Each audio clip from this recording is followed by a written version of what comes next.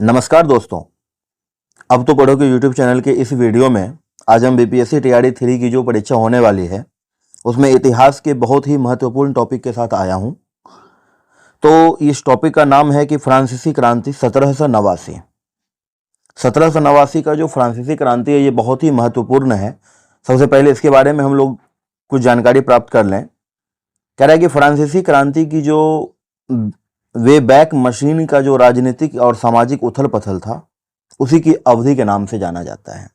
इसकी अवधि अगर कहेंगे तो 1789 से लेकर के 1799 तक या फिर 1814 तक भी जो आधुनिक इतिहासकार हैं वो 1814 तक भी इसको मानते हैं, क्योंकि इसको चार चरणों में जो है ना बांटा गया है।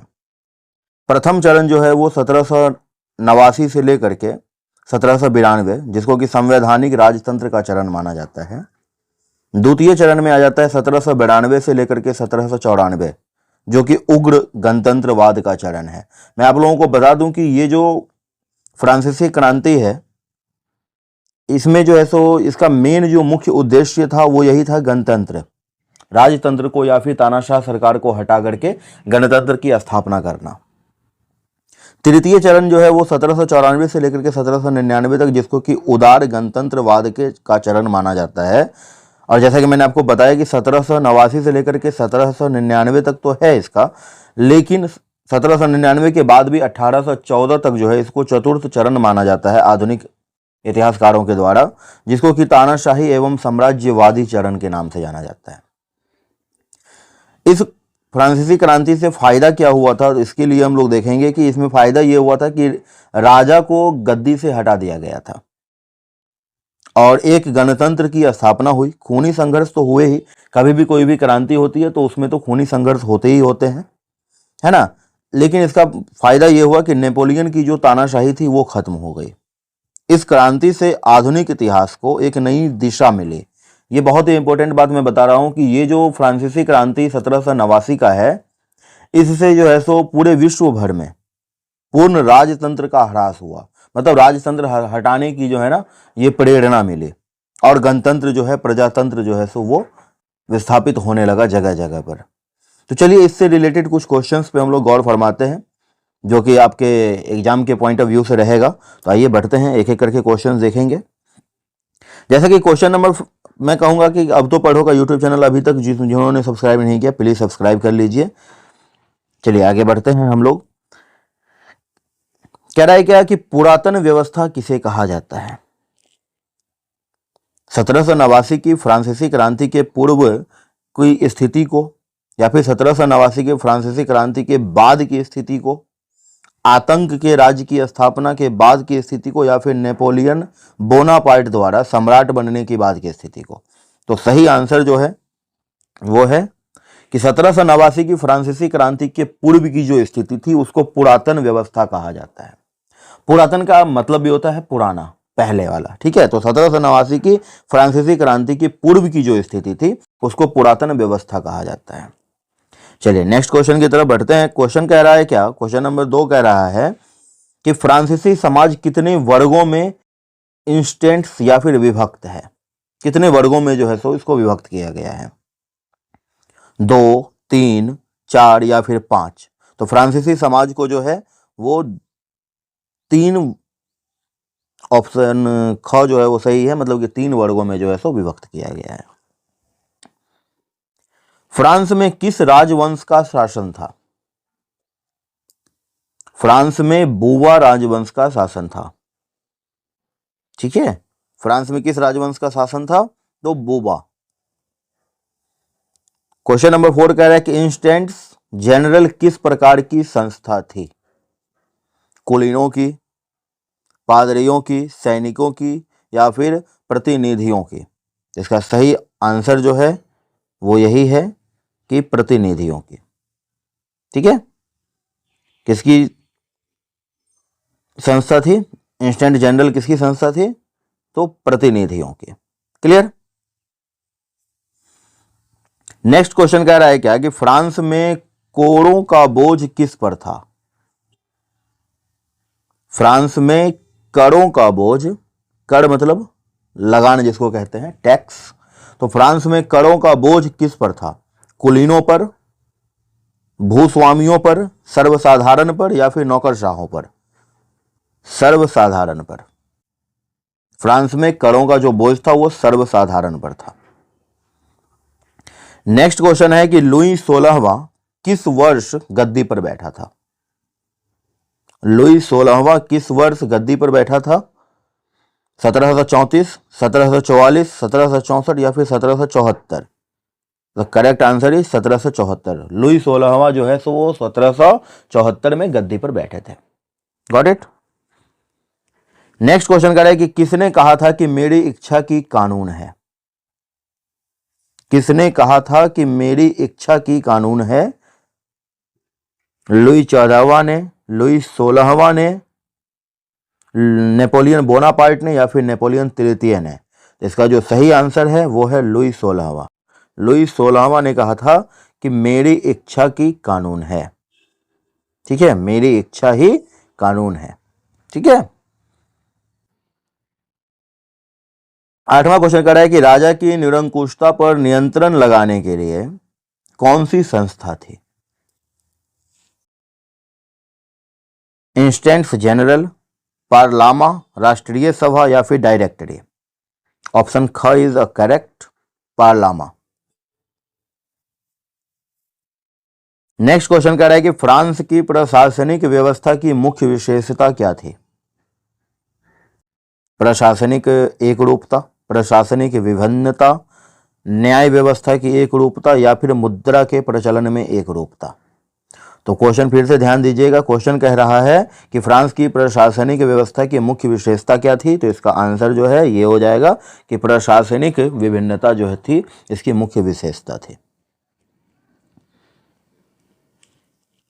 लेटर दी कैचे क्या था? राजाज्ञा था, पोप का आदेश था, व्यापारिक हुंडी थी या फिर चुंगी वसूलने का अधिकार पत्र? तो लेटर दी कैचे ये एक राजाज्ञा था। राजाज्ञा मतलब हो गया राजा का आज्ञा। ठीक है, ये क्या था? राजा का आज्ञा। ध्यान रखेंगे, ऐसे भी लिखा हो सकता है या फिर राजाज्ञा भी लिखा हो सकता है, दोनों का अर्थ एक ही होगा। नेक्स्ट क्वेश्चन कह रहा है क्या कि टाइड किस प्रकार का कर था? टाइड किस प्रकार का कर था? राज्य द्वारा वसूला जाने वाला कर, भूमि स्वामियों द्वारा, राज्य द्वारा वसूला जाने वाला कर, भूमि स्वामियों द्वारा वसूला जाने वाला कर, सैनिक प्रशासन द्वारा वसूला जाने वाला कर या फिर पादरियों द्वारा वसूला जाने वाला कर? इसका जो करेक्ट आंसर होगा ये होगा कि पादरियों द्वारा वसूला जाने वाला कर। ठीक है। नेक्स्ट क्वेश्चन कर रहा है कि बर्जुआ वर्ग किस स्टेट के अंतर्गत आता था? बर्जुआ वर्ग जो है, बुर्जुआ वर्ग जो है वो किस स्टेट के अंतर्गत आता था? प्रथम स्टेट, द्वितीय स्टेट, तृतीय स्टेट या फिर चतुर्थ? तृतीय स्टेट के अंतर्गत आता था। ठीक है। क्वेश्चन नंबर 13 कह रहा है कि टाइल किस प्रकार का कर था? सामंती कर था, धार्मिक कर था, प्रत्यक्ष कर था या फिर अप्रत्यक्ष कर था? प्रत्यक्ष कर था। सही आंसर हमारे पास में क्या हो जाएगा इसका कि टाइल किस प्रकार का कर था? तो प्रत्यक्ष कर था। ध्यान रखेंगे। क्लियर। नेक्स्ट क्वेश्चन यहां पर है कि निम्नलिखित कथनों में सही क्या है? तो हम लोग कथन पे पहले ध्यान दें कि निम्नलिखित कथनों में सही क्या है। पादी राज्य को कर देते थे, बुर्जुआ वर्ग कर नहीं देता था, कर वसूलने का काम राजकीय पदाधिकारी करते थे या फिर कर वसूलने का काम टैक्स फॉर्मर करते थे? इसका जो करेक्ट आंसर है वो यही घ है कि कर वसूलने का काम जो था वो टैक्स फॉर्मर कर था। ठीक है, इसीलिए निम्नलिखित कथनों में से चारों में से घ क्या है? सही है। नेक्स्ट है कि द स्पिरिट ऑफ लॉज नामक पुस्तक के लेखक कौन थे? द स्पिरिट ऑफ, इसके जो लेखक थे वो कौन थे? क्वेश्चन पे ध्यान देंगे कि द स्पिरिट ऑफ लॉज नामक पुस्तक के लेखक कौन थे? वाल्टेयर, रूसो, मटेस्क्यू या फिर जॉन लॉक? करेक्ट आंसर जो है हमारा वो मटेस्क्यू। द स्पिरिट ऑफ लॉज के जो राइटर थे, लेखक थे, वो थे मटेस्क्यू। ओके। किसने कहा था मनुष्य स्वतंत्र पैदा हुआ है पर वह हर जगह जंजीरों से जकड़ा है? यह कथन किसकी थी कि मनुष्य स्वतंत्र पैदा हुआ है पर वह हर जगह जंजीरों से जकड़ा हुआ है? महत्वपूर्ण क्वेश्चंस की ये श्रृंखला है, एक एक क्वेश्चंस को ध्यान दें, ठीक है, और वीडियो को अंत तक देखें। किसने कहा था कि मनुष्य स्वतंत्र पैदा हुआ है पर वह हर जगह जंजीरों से बंधा हुआ है? क्वेसने ने, तोर्जा ने, बाल्तेयर ने या फिर रूसो ने? रूसो ने। अभी आजकल ओशो बहुत कुछ कहते रहते हैं, उस समय पे रूसो ने ये कहा था कि मनुष्य स्वतंत्र पैदा होता है लेकिन वो हर जगह जंजीरों से जकड़ा होता है। ठीक है, ये किसने कहा था? रूसो ने। नेक्स्ट क्वेश्चन हमारे पास में है कि विश्व कोश का संपादक कौन था? नेकर, मटेस्क्यू, देदरो या फिर जॉन लॉक? करेक्ट आंसर हमारे पास में क्या है? देदरो। ठीक है, आगे कह रहा है क्या कि वास्तिल का पतन किस दिन हुआ था? क्वेश्चन नंबर 18 देखेंगे कि वास्तिल का पतन किस दिन हुआ था? 15 मई 1789 को, 20 जून 1789 को, 14 जुलाई 1789 को या फिर 4 अगस्त 1789 को? चारों ऑप्शन में जो करेक्ट ऑप्शन है वो ये है 14 जुलाई 1789 ग, ये हमारा करेक्ट ऑप्शन है। वास्तिल का पतन जो है सो 14 जुलाई 1789 को हुआ था। ठीक है, क्वेश्चन नंबर 19 कह रहा है कि लुई 16वां को गिलोटिन पर चढ़ाने का निर्णय किसने लिया था? ये क्वेश्चंस बार बार पूछे जाते हैं, ध्यान रखेंगे कि लुई 16वां को गिलोटिन पर चढ़ाने का निर्णय किसने लिया था? स्टेट्स जनरल ने, नेशनल असेंबली ने, कन्वेंशन ने या फिर डायरेक्टरी ने? सही ऑप्शन जो है हमारा वो है कन्वेंशन ने। इन्होंने ही लुई 16वां को गिलोटिन पर चढ़ाने का निर्णय लिया था। नेक्स्ट क्वेश्चन की तरफ बढ़ते हुए हम लोग देख सकते हैं कि फ्रांस में आतंक का राज्य किस वर्ष स्थापित हुआ? 1789 में, 1971 में, 1792 में या फिर 1993 में? इसका जो सही ऑप्शन है वो है 1993 में।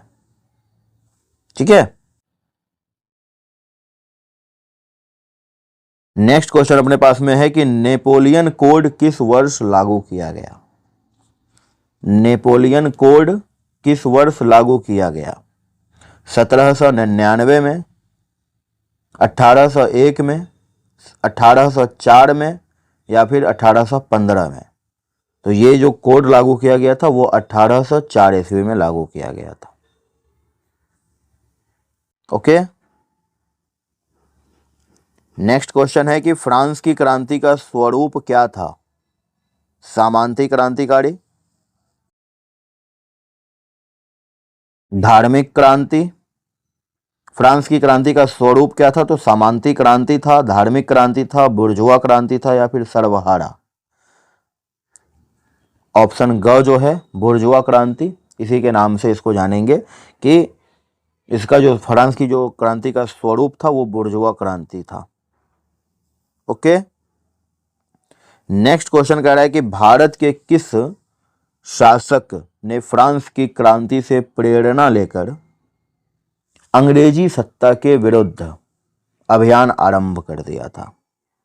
ध्यान रखेंगे इस चीज का कि भारत के, मैंने पहले ही बताया कि 1789 का जो ये फ्रांसीसी क्रांति है इसने विश्व भर में जो है सो एक संवेदना उत्पन्न कर दी कि राजतंत्र को हटा करके प्रजातंत्र की स्थापना की जाए।